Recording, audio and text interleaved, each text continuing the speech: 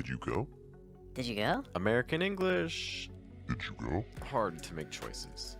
Did you? Did ya? Did you? All of those are great in American English. So how do you know which one to pick? It can be frustrating as a learner. Why does this even happen?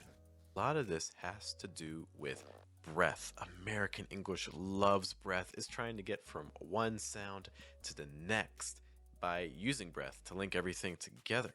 For instance, when I say, did you go? That sounds a little choppy, right? Because I have these consonants, especially those D's in did, that are kind of blocking the breath and slowing me down.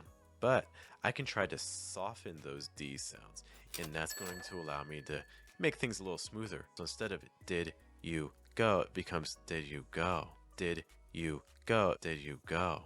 One of the things I'm starting to do is holding that D sound in did, and I can even do it a little bit more. So like, did you go? Did you go?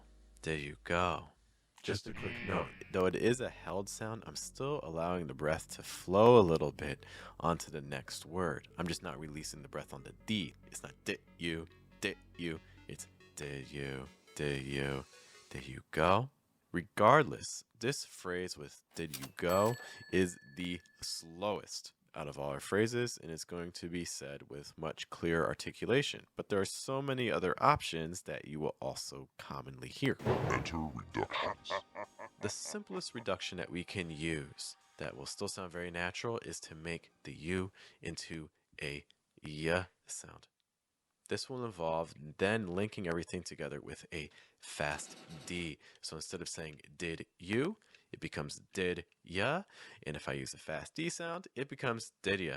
Even when I make a fast D though, I have even more flexible options. The tip of my tongue can touch my alveolar ridge, the top of my mouth, so like did ya, did ya.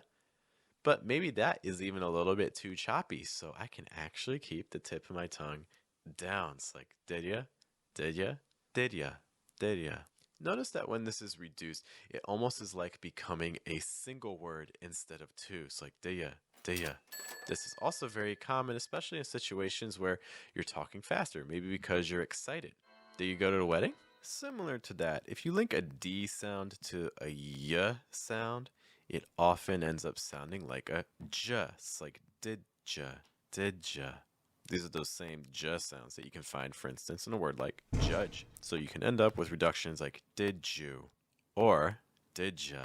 When I'm saying did you or did ya, when I'm making that J sound, the tip of my tongue can touch my alveolar ridge, so the front of my tongue, hi, J, J. Or I can also have the tip of my tongue just touch my bottom front tooth, J, J. Though all of these phrases sound a little bit different, they all do have some techniques that they each share. Firstly, if you have these phrases with did, you want to make sure you're using a short I sound. So again, it's not deed, it's did. A quick tip here is to make sure the sides of your tongue are touching your top teeth, like you're biting the sides of your tongue very, very gently.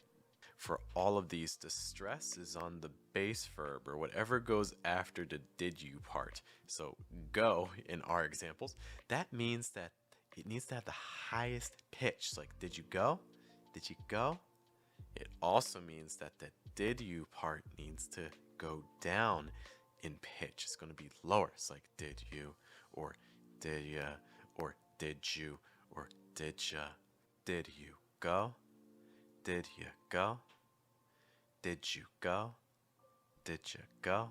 The last tip is that there are many more reductions in English, so if you want to study those, you need to take a look at this video here.